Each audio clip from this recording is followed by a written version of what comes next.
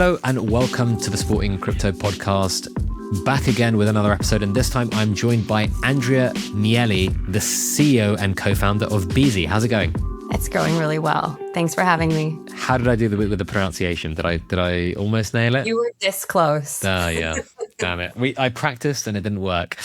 Hey, listen, why don't you start by telling people what Beezie is and the market that it operates in? Because I think a lot of our listeners, viewers, readers will be, they'll understand this kind of tokenized collectibles craze that we're in. And there were fewer players maybe a year and a half ago, and there are many more now. And you're one of the new kids on the block. So why don't you introduce the business first and foremost? Yeah, so we didn't start yesterday. It feels like we've been building this for a really long time. In truth, it's been the last 3 or 4 years. And, it's all of the blood, sweat, and tears that led us to this moment and the momentum we have right now that I'm probably most proud of. But, in short, we are a tokenized collectible platform. We bring in collectibles of many different types, anything from Pokemon slabs to sealed product to sneakers. We've done watches in the past. We custody them. We have a gamified layer, which I look at as a marketplace's solution to the cold start problem, what gets people in the door and then exposes them to the broader ecosystem. But, it's simple enough for a parent or a child to understand. And I think that's where the magic happens with these blockchain-based, crypto-based products. Why don't we take it a step back? What's your background? What's kind of gotten you to this position where you've built an on-chain collectibles business?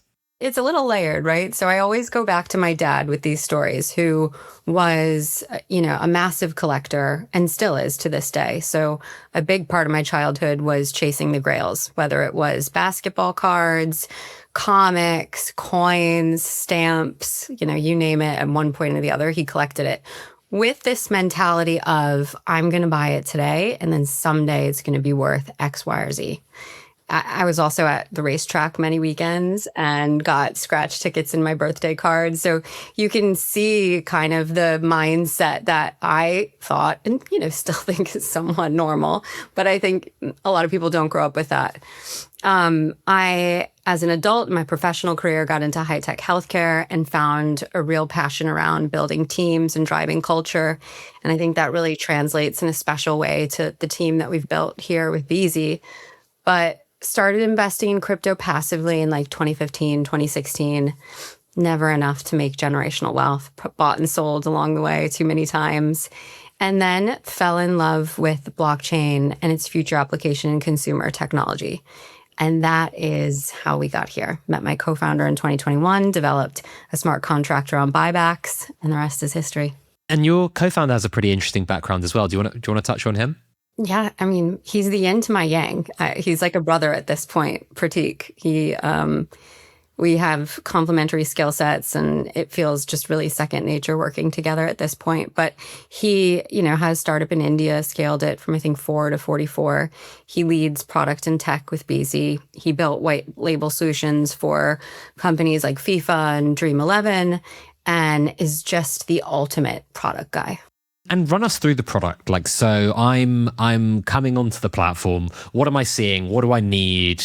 And what's the experience like? Okay, let's set the stage. You are on Instagram, doom scrolling, and one of the people you follow happens to have some user-generated content on a claw pull. For those listening, a claw pull is literally like you're at an arcade. Yes. It's a digital claw machine. It's old school.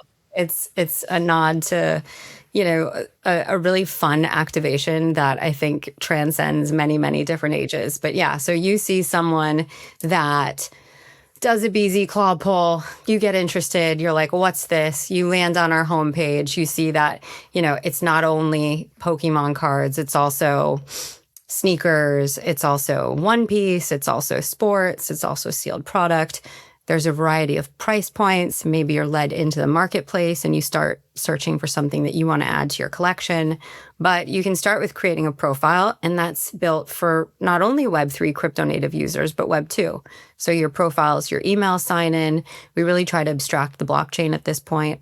And then if you decide to make a purchase, it's Apple Pay, Google Pay, credit cards, crypto. We've got, all the poisons to pick from. Why don't we go into why tokenize these? Like when you've had that question from investors, say, like from the very start, I think now we kind of know why this has become a bit more of a mainstream thing. But like, yeah, what does tokenization enable here? There's a couple different conversations here, right? The marketplace and being able to look back at an asset's history from its first owner through the last, 15 to 20 transactions. We always say in collectibles, receipts matter. And that story can be really, really interesting sometimes. When you take the gamification layer, we use Chainlink, and it provides us a verifiable way for people to see that this truly is fair and transparent.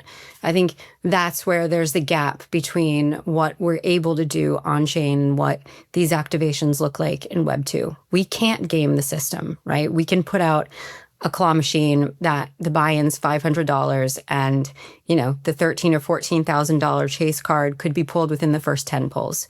We have no way to influence that. You can't do that in Web2 in the same way and in the same transparent way that you can in Web3. So we really looked at that as, one of the leading reasons to do particularly the gamified layer on chain.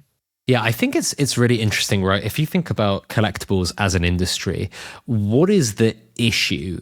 Apart from me sending, let's say, a sports trading card to Andrea overseas, right? You're in America, I'm in the UK, and there's a lot of issues, right? It could be destroyed during transport. It could be stolen. It could be swapped out for a fake. It could be really late. It could be anything, right?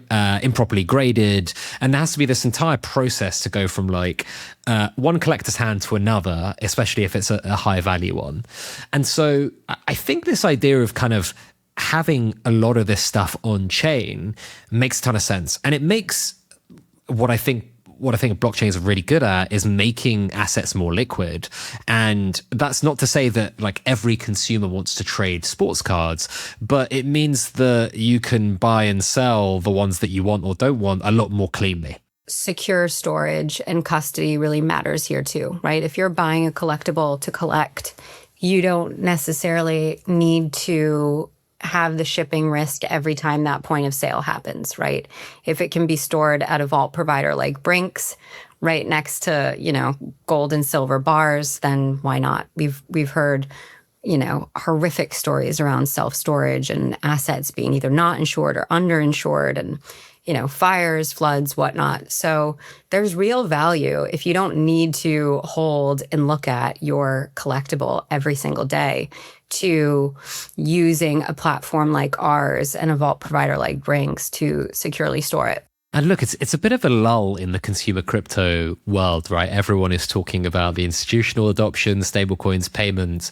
Why has this particular industry found such strong product market fit, right? I think when we interviewed Nico from Courtyard about a year ago, there were very few games in town, and now it feels like this is a sprawling, exciting, brimming with growth industry across the board for all the vendors in this space. And I'd just love to hear why now? Why do you think this is and it's obviously not crypto users, right? These are retail users that are collector enthusiasts. First of all, Courtyard's done a great job, right? Like we both kind of came out of the gates right around a similar time frame, and I'm sure that he heard a lot of the same conversations I did, was that, we don't believe in the thesis, this isn't going to work. And it's been really validating to see that the conviction that companies like us and Courtyard have had is really starting to pay off, because, I look at it as collectibles and what we're doing are the ultimate on-ramp on chain. It's very simple. You don't have to get into the weeds when you're explaining what we do, what our business model is, and the problems that it solves. So I think when you're building a product, that's first and foremost one of the most important things. Are you solving a problem, and how simply are you solving it? And we check both those boxes. The bigger piece of this, and where platforms like us, Courtyard, Collector Crypt, and others see the most substantial revenue, is the gamified layer. And that is a much broader conversation around gamified commerce and where that's going. I have massive conviction in it only expanding. I have kids, and I see, when they're on Roblox, when they're on Fortnite, the constant dopamine chase in the world that they've lived in and grown up with. And that's only getting bigger and bigger. It's why, blind boxes at Pop Mart took off. It's why, blind box videos on TikTok are so popular. People lean into that moment of what if. And so in retail and in commerce, beyond ripping packs, we're just going to see that expand. Yeah, I think it's kind of, we obviously had this crazy NFT bubble wave, and then... What do you mean? What was that? Just, let's forget about that. It just, flew by. But actually, I remember when I first wrote about Courtyard, and I was like, yeah, this is the direction people should be playing in, right? Because actually, it's a real world thing that someone wants to hold and feel. It's just packaged digitally, and it's authenticated on chain. That is a way that blockchain has just made a former process better. And obviously people are always going to want this some people are always going to want this visceral feeling of like ripping with their hands, right? Whether it's nostalgia or whatever it may be. But as you pointed to, right, if you give a baby a newspaper these days, they'll try and swipe it.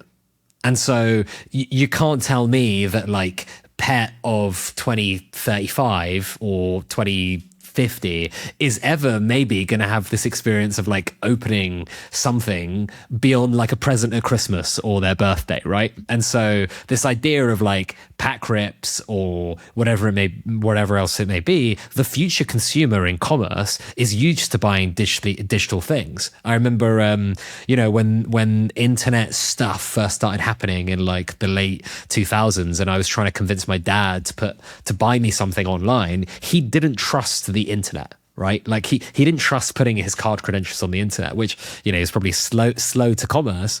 But in the same way that the kids of tomorrow don't really care about physical things as the kids of 20 years ago did. Yeah, I mean, the beauty is like my kids will look at their profiles on Beezie, and they are just as happy flexing the screens of what they own to their friends versus the cards they have in their binders. I don't think that this will ever replace, or potentially not even feel as good as what opening a physical pack feels like, right? There's just something about that. But I think that the benefits of doing this on chain and tapping into liquidity, tapping into a global market, that's what's going to compete against the physical.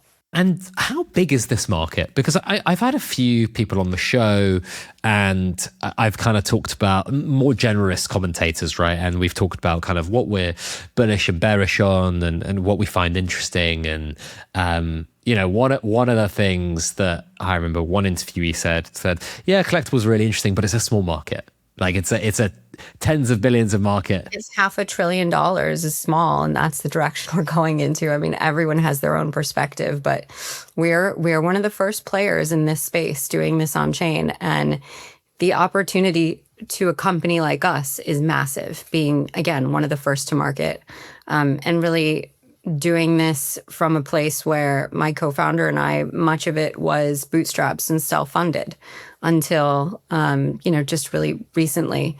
But there's plenty of opportunity in collectibles. And when you look broadly beyond just TCG and sports cards, the opportunity becomes even more massive. And how do you see a brand working with you? Because I think we had Sunil from Courtyard on the show recently. Is a good friend who was formerly at Rarible and Tezos. He's been on both sides, right? Like, how does when you're speaking on the enterprise side to a brand, because a lot of our audience are B2B. Where are the opportunities there? Because it's interesting in this world where there's not a licensing play, because the license has already been provided to the original issuer of the card or the collectible. And so that makes it really difficult for like a sports brand or a fashion label or whatever to kind of like figure out in their brain how they could work with like a Beezie. So in your head, how do you see that potential in the kind of B2B2C? The B2B2C conversation has evolved a lot over the last 3 or 4 years. And in a really interesting way, as a builder, I can give you my perspective. I think particularly in the last cycle, there was a lot of FAFO with brands. And it was sort of like, let's hire a few consultants from the space, let's hire engineers, and let's build this thing and do it fast and do it hard. Brands have been burned. Obviously, we saw it happen. And they're at a point where it feels like they know that they don't know what they don't know, right? So they're coming in a bit more cautiously. They are looking for partners like us that have the team, that understand the pitfalls, that can navigate sort of like the minefield, and that have the experience. They want to get into this space, right? It's a brand new revenue stream. The maths, and when you do it the right way, it's really compelling. Again, this goes back to the conversation around gamified commerce, but they want to do it more of like a tiptoe in the water, where that might mean running out the first activation on Beezie. And then if that goes well, then there's a white label build in the future, right? And I think that this is a nice way to kind of have training wheels into this space.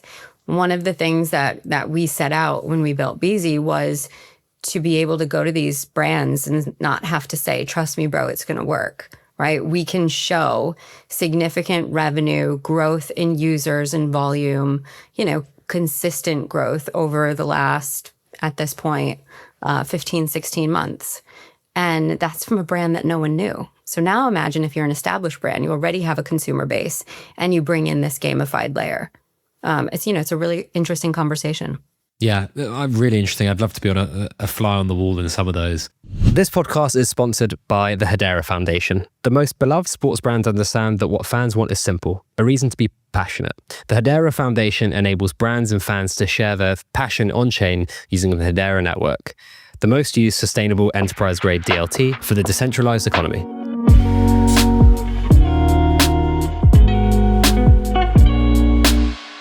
I want to steer us to the business model, because this market particularly has a quite unique one, I'd say, in the sense that marketplace transaction fees is predominantly what people think about when they think about the revenues for these marketplaces or these businesses. But there's also this buyback mechanism, right? Where, I as a user can go on Beezie, I'll pull something with the claw, and if I don't like it, I can sell it back to you at 90% of the cost, or whatever the percentage of the cost is.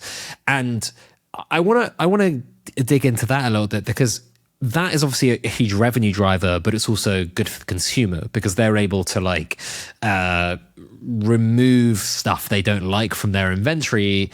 You don't necessarily have to move it anywhere on the back end and send it anywhere, and you're able to resell and repackage that inventory in the future to someone else who might enjoy that, right? And so that is really interesting. I know that has been one of the big inflection points for a lot of the businesses in the space, including, I'm presuming, yours. How do you see that developing? Is it a race to zero if someone continuously just incrementally goes, okay, Pets collectible platform is now going to offer 98%, right? And this really new, well-funded startup is going to offer 99%. Hell, someone might do an offer for a while to just give you your money back for 90 days or whatever. Where does this go, and how robust do you think the business model is for yourselves within this kind of growing industry? Yeah, I think there's a couple ways to look at it. And for us, it always goes back to what are we seeing in our user behavior. That's how we've always iterated and developed this platform. I will say, I talk to a lot of the other companies that are doing something similar, and no one's really at a race to get to the bottom with the fee that we all take in our buybacks, because that is the most consistent indicator of, revenue each month. People have changed marketplace fees, but most platforms' marketplace fees are a very, very insignificant or less significant part of your overall gross profit. I think when it comes to increasing the buyback piece, that's something that's somewhat fluid, right? We've seen everything as low as in the 70s to as high as, I think at one point, I don't want to say who I think did it, but somebody did like 100%. They're doing that high because they want to incentivize people to buy back, because then that asset, once it's bought back, is rolled right into inventory and they're making a percentage of the transaction. So, when it's built in a way, in a perfect world for us, we want people to chase grails that they then add to their collection and hold. And that's really fun to watch someone come into our ecosystem and our platform and say, I used to collect TCG or whether it's Pokemon or One Piece or something else when I was a teenager, and I just discovered Beezie and now I'm building my collection. And they're doing it through our gamified layer, which we love.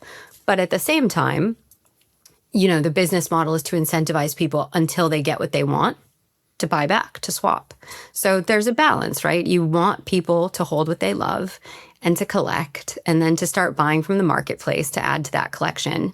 But as a business, you also want them to, what we call swap, which is buybacks, their way to that piece.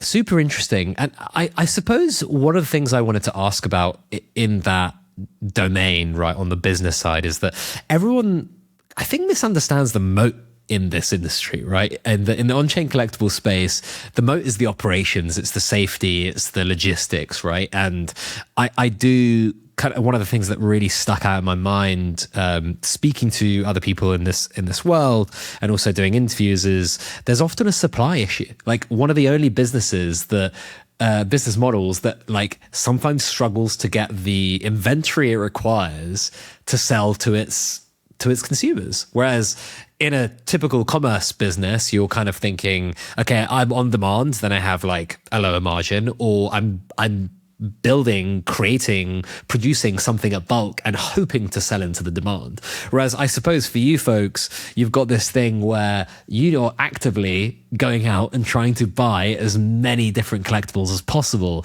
And that, I suppose, is an entire business and operation on its own. We are, yes. We've built our networks and our plugs, over the last 3 or 4 years. So we're lucky that we have some really great relationships there. We are very thoughtful and specific about what we put into our different claws at the different price points. For us, it's not about filling it with as much as we can. It's creating average value, odds, and grails that we know are going to drive volume. And so I'll kind of give you a high level one of the differences between us and other platforms. I would rather have 20 different claw machines at 20 different price points with less assets in each machine versus 2 or 3 with 10,000 or 15,000 or 20,000 assets. And that's because we let our users really chase down to almost zero.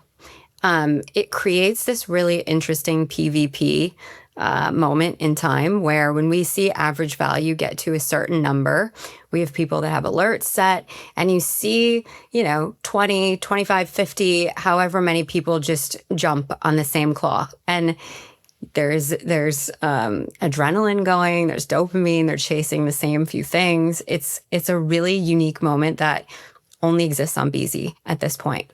And it's one of the things that our users and our community, I think, loves most and differentiates us. So really, it's about the quality of items and, through that, the attainability of actually getting something you want versus I'm just going to throw some money in. There might be 10,000 assets in this other machine, and it's a really slim chance that I'm going to get it. Why don't you tell us a little bit about the growth that you've seen, particularly over the last 6 months? Like, give us some of the headline numbers, figures, users and revenue and sales, all those great numbers that we've seen in the public, but we'd love to walk through those. So we launched in January of 2025, and we consistently grew month over month. I think if I look back at the numbers in February of 2025, our volume was like a little over 200,000. We, by Q4, had a record Q4 and did just under, I think it was 18 million in total volume. So we were super proud of that, right? We showed consistent growth. In January, on the 16th, we launched on Base, and that was really the distribution unlock that we were looking for. It's super easy to be a builder on that chain, and it's super easy as a consumer to access platforms and products on Base. So on Base, in the last 3 months, we've done over 60 million in volume, over 30 million in revenue. I think we're actually at almost 70 million in volume. We've done 2 million in fees. We've had our collectors hold almost 1.5 million in collectibles from our claw machine, which is actually a statistic I'm super proud of because it shows that people are coming to collect. And that's ultimately, that's who we want using this platform. We have thousands of users, and our marketplace is really healthy activity. I had someone say to me the other day, I use all the marketplaces and my collection on Beezie is the one that gets the most offers. And that made me feel really good too. And on that, with the thousands of users, like, what are these people, like, as in, where are they coming from? Are they crypto native users, or is that for some people, they don't even know they're using blockchain? For some people, is this their kind of first experience? We're a crypto native team, and this is the playground that we built in. It's what we know best. It's where most of our networks are. We've just started to scratch the surface with both, putting a little bit more behind ad spend on Instagram, on TikTok, on Facebook, obviously all through the meta channels, and then focusing on go-to-markets and IRL events in other geographies. So we've been recently doing a bigger push in Korea.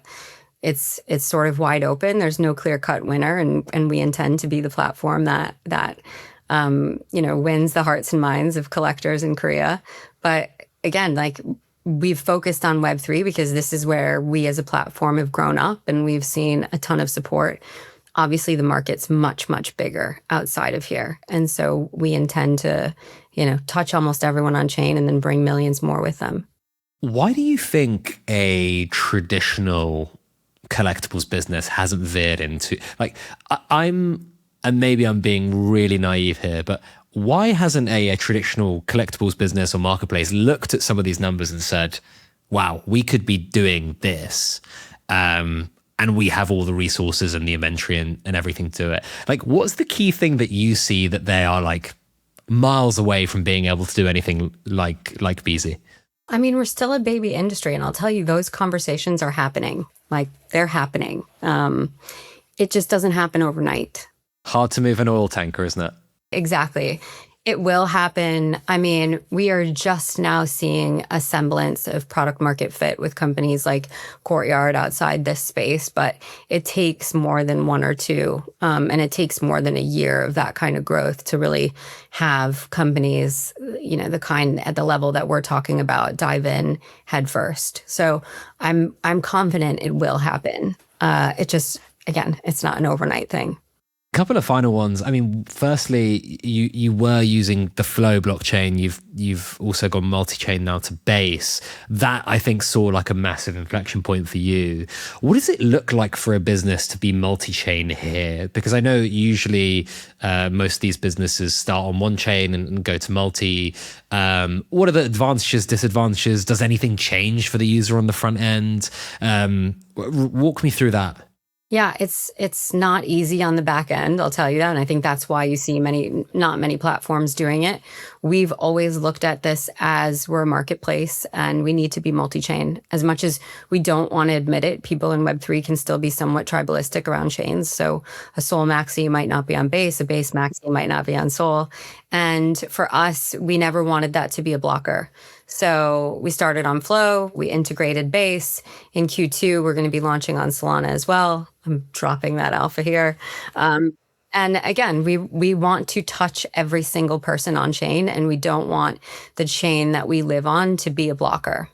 And final one from me. I mean, you've had a crazy 12 months. What does it look like 12 to 18 months from now? What are some of the things that you want to be doing, whether it be different types of collectibles, I mean, you mentioned the kind of career excavation and trying to do some geographic dependent GTM. What does it look like 12 to 18 months from now? I mean, we want to win a good piece of the US market. We want to win OUS and become the number one platform. We will continue to expand chains, obviously Solana in Q2. We will expand categories with brand partners that we bring in. I've talked about this before, but I think there's a huge opportunity around building activations that a female consumer will appreciate. We haven't built for that in Web3 for obvious reasons. But when you look at the primary buyers in real life around blind boxes, who's going in Pop Mart, who's using the actual claw machines at the arcades, it's women. So to build an activation that caters to the real life buyers is going to be really fun. And I'm super excited about it. But it's this year, we're going to hit $500 million in total volume. I have no doubt. And we have many, many puzzle pieces leading up to that. And I will say, I've forecasted, for the last couple of years, and we don't miss. Well, there we go. On that bombshell, where can people find out more about you and Beezie? Beezie.com is our website. @Beezie is our X handle, pretty straightforward. I'm Andrea Miele, spelled phonetically. And, DMs are always open. Myself and my co-founder, Pratik in Web3, obviously the main handle will always respond. And we have a Discord as well. Fantastic. You can find me at Pet Barisha on Twitter, or X now, and LinkedIn. And you can find us at sportingcrypto.com or newsletter.sportingcrypto.com if you want the newsletter only. And that goes out every Monday. Podcast goes out semi-regularly, and we'll have more content for you soon.